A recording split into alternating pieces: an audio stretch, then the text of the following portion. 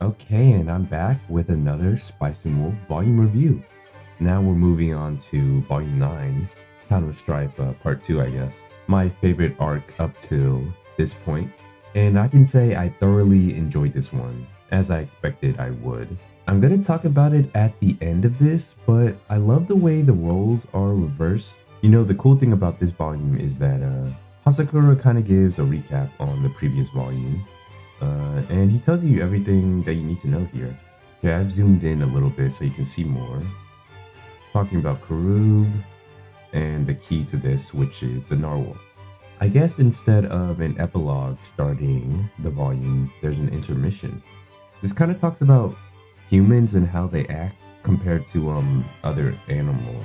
Betrayal is never tolerated. Okay. So the volume starts off with Lawrence getting back from Eve's place, telling Holo and Cole that they must leave now because of what's conspiring in Karub.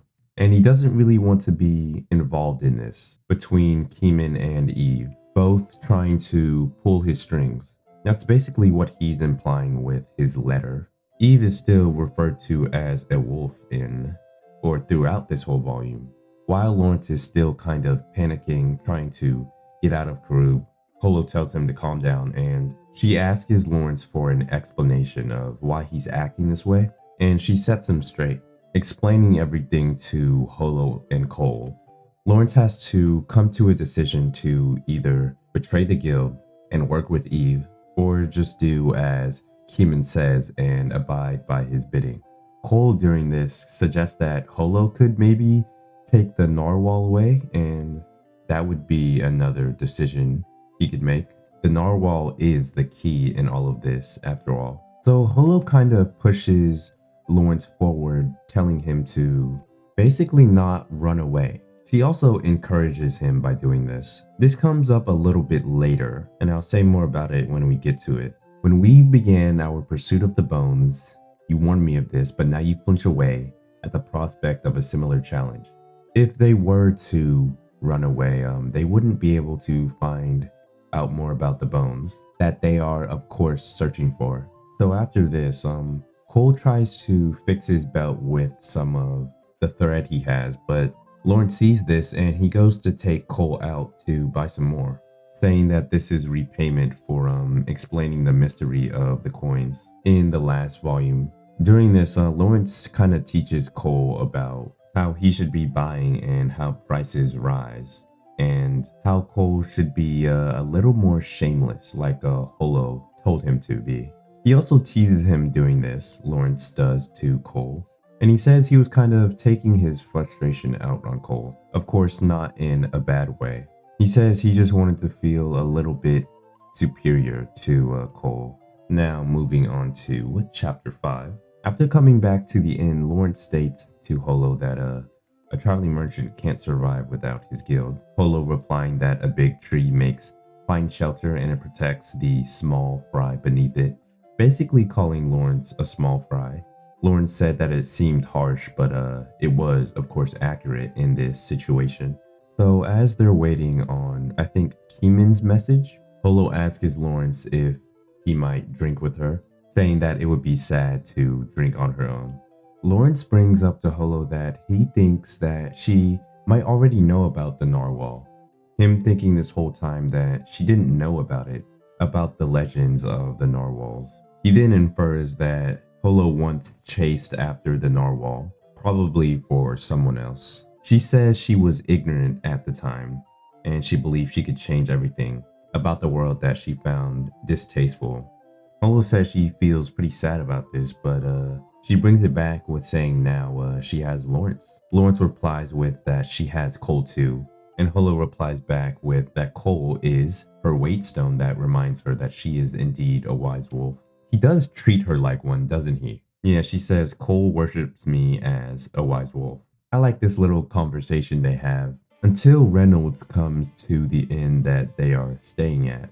Lawrence suggests that they speak outside, and Lawrence is straight to the point, saying or asking if Reynolds is here about the narwhal.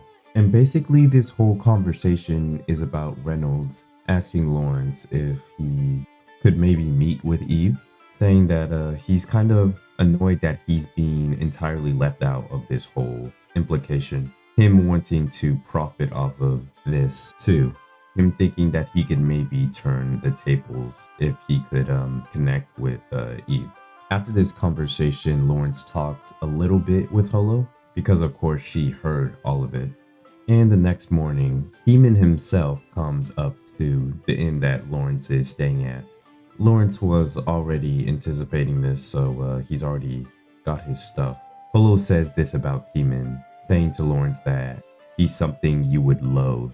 Cole says he thought he was kind of handsome. Lawrence and Holo at the same time replying to Cole saying that you mustn't grow up like him. A very funny interaction there. So moving on to chapter 6, Heeman takes them to a specific inn where he knows that he can keep an eye on Lawrence. Lawrence is a little paranoid that Heeman brought them here to this very 5-star inn. Holo says to Lawrence that he should really just enjoy it.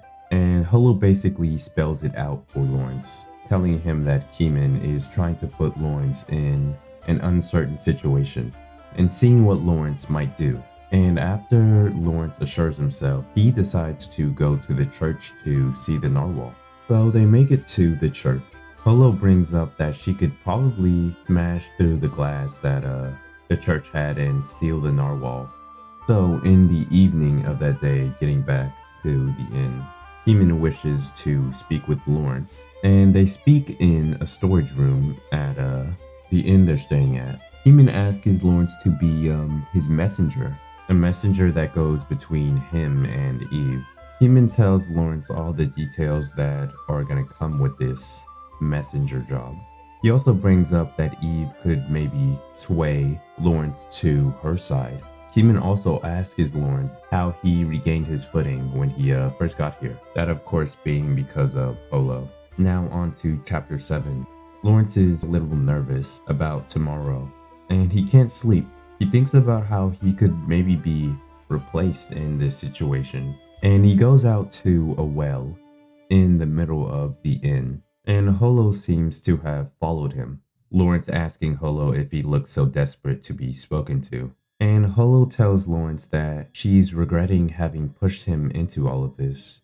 And what I was talking about earlier in the volume, now she's regretting this. She says that she urged him on, even knowing that Lawrence wasn't suited for this. And it was something that he also didn't want. Also saying to Lawrence that he wants a steady, reliable course of events. All Lawrence really wanted was to be a part of a smaller world, a town in that sense. Lawrence brings it back, saying that she's probably expecting something extraordinary from Lawrence here, if she's this regretful. Holo says that it pains her that this was caused by her own selfishness. Lawrence walking out into the courtyard at night. I love the volume cover of this in the manga. After Lawrence gets some water, this conversation or scene just ends. But in the manga, Kome, the author of the manga, decided to add Lawrence and Holo dancing, which I love that he added. It really adds to the experience. So the next day, Lawrence goes out to do what he's supposed to do. And the meeting goes on while he's doing all this, and he goes to see it. And he notices that Reynolds is up there at the meeting table. And we move on to chapter 8 after this. And finally, Lawrence meets again with Eve. Eve being sad that he's already here because she was about to take a nap. I highlighted this whole thing because I kind of want to talk about this a little bit. Eve talked a little bit about her past, saying she was on a boat that was attacked by pirates. And of course, the sailors were killed in the process. And the people on the ship, they were pilgrims. They started to go at it. And Eve decided while that was going on to get all their money. And I was surprised when I first read this. It was actually pretty dark and I wasn't expecting it. But it does come from Eve, so it does make sense with the way she acts and how her character is. Unfortunate that it's not in the manga. Eve wonders if Lawrence is going to be her ally or not. Lawrence asks Eve what she wants from all of this, that being to betray everyone and take all the profit for herself. Lawrence asking why she's so childly selfish. Eve says that she wasn't always a merchant and she was kind of forced into this life, saying that a few slips of paper could determine a human's life or buy one, asking Lawrence if he's ever been betrayed before. That's why Eve only trusts herself. And what Eve is looking for at the end of all of this is to reach a world without no worry or suffering, as she says. This being one of my favorite pages in the whole manga. Lawrence being, of course, frightened by all of this, thinking that Eve might be a type of source of human sin. At the end of this conversation, Eve asks if Lawrence might join her, but Lawrence doesn't want to believe that he's being fooled if he were to do so.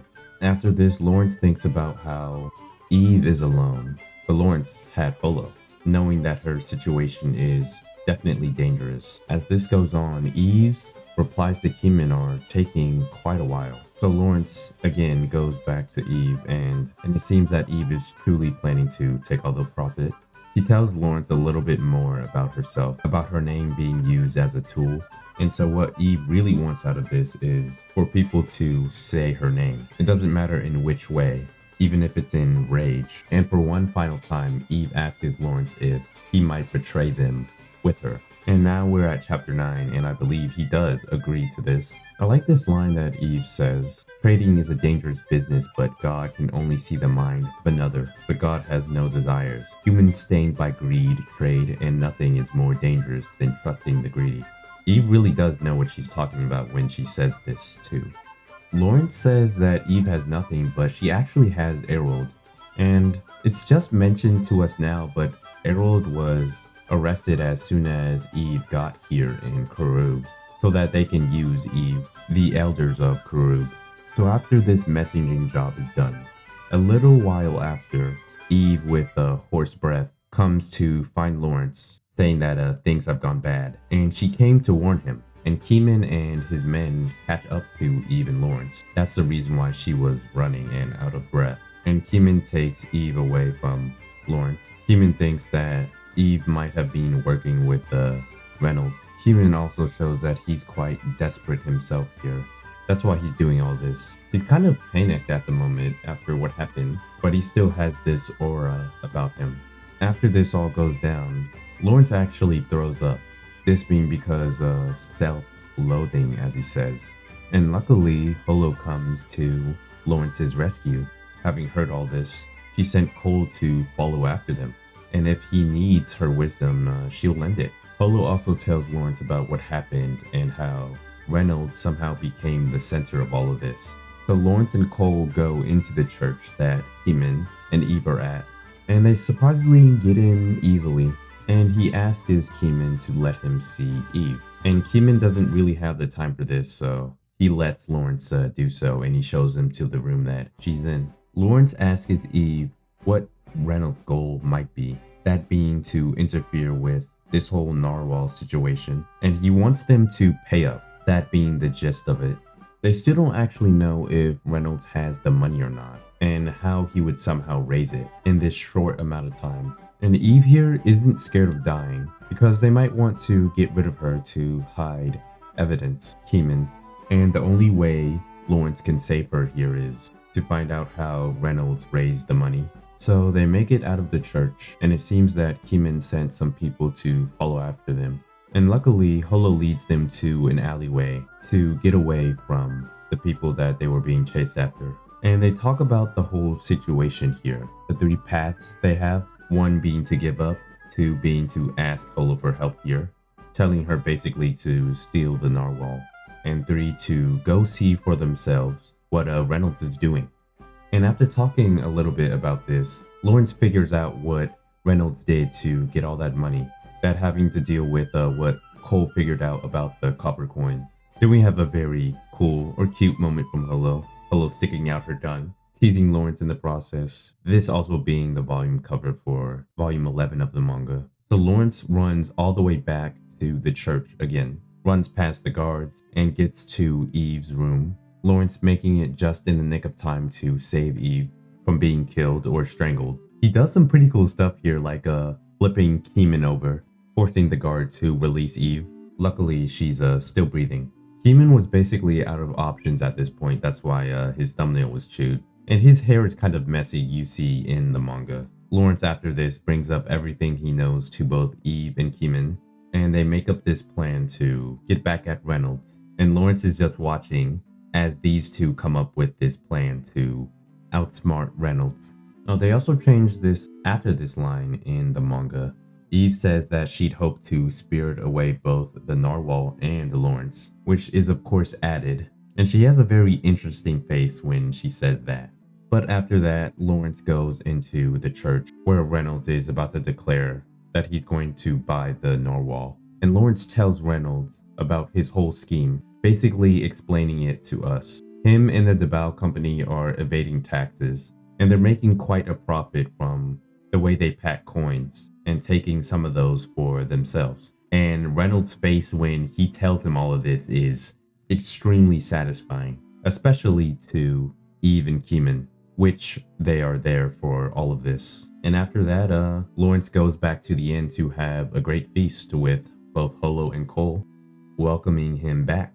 But then as the final act comes down, Lawrence and Co are wondering where they might go next, that being Winfield.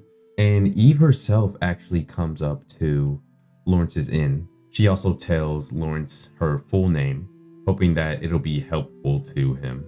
And as gratitude for saving her life, she gives him a kiss, which Lawrence definitely was not expecting. I wasn't expecting that when I first read this too. And she also says to Lawrence that she was glad that she met him. Lawrence saying that he'll never forget the name Eve Bolan. And Cole seems to have seen all this because he opened the door. And Holo also heard what they were talking about. And you can guess by what Eve said when she kissed Lawrence what happened. So Lawrence didn't want to recall what happened after that, but you can say he has a few scars now. And that's where the volume comes to an end. And Hasakura talks about writing this long arc across 2 volumes, and he talks about writing more, saying that this took 4 months, which is kind of insane to me. I would expect it to take at least 9 or something like that. And he talks about him moving and how many books he has. But I think that's going to be it for Volume 9, Town of Strife 2. As I said, this is probably my favorite arc up till this point. I love the backseat role that Lawrence takes in this arc. Also Holo, she doesn't do too much, but she does anchor Lawrence. She keeps him steady during all of this. Cole too. Eve is also very good in this arc. She's very scary as a person, as a merchant too. She seems fearless at times. She's second to Holo in female characters in Spice and Wolf. But I've been talking for a pretty long time now, and I think I'm going to end today's review here. So as always, thanks for watching and tune in next month to see Volume 10's review.